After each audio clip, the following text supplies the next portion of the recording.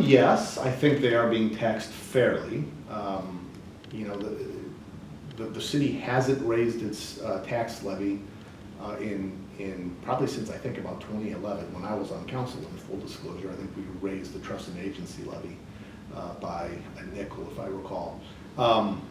Now, I also don't believe that the general fund levy can be raised. I think the city's at its max per state law. So there are some levies that I think the city could raise, like trust and agency.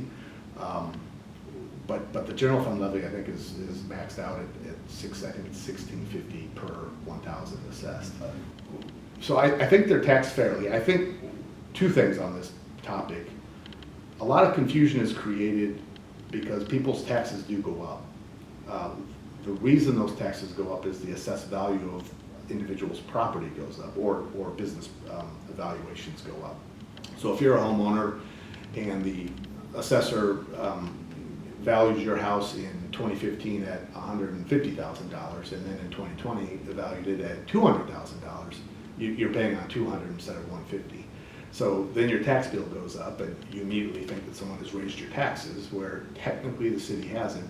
But it certainly feels like that to the citizens of Davenport, that their taxes have gone up. The second point to make on this is that, and no one's really been talking about this, which is a little concerning to me, is that if anyone was paying attention to the state legislature and the governor at the end of the legislative session this year, they tried to move a bill on property tax reform. It didn't happen. It was too late in the session.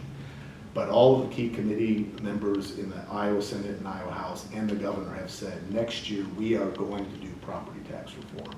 And so we need a mayor who has relationships with the governor and her staff and the key leaders of those committees and their own legislative delegation, because if we don't have a seat at the table in helping shape that reform bill, it could really be a significant impact to the city's ability to generate revenue for public safety and all of the other needs that we have for our citizens. So my I guess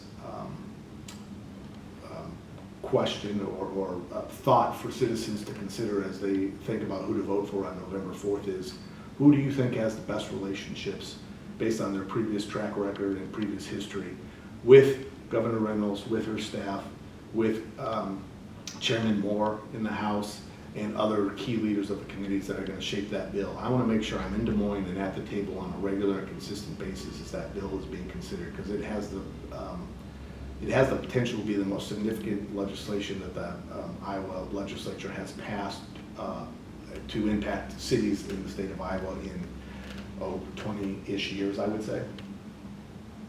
You know, the way that the city and the county assessments are done, and our property taxes are based on our assessments.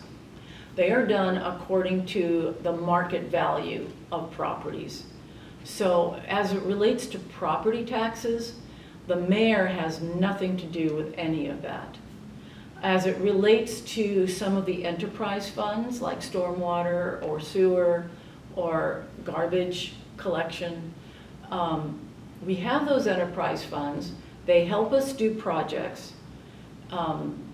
And I want to look into those a little bit more to make sure that they are not going up more than they should, and to make sure that we are getting the services that we are paying for based on what the citizens and the companies are paying.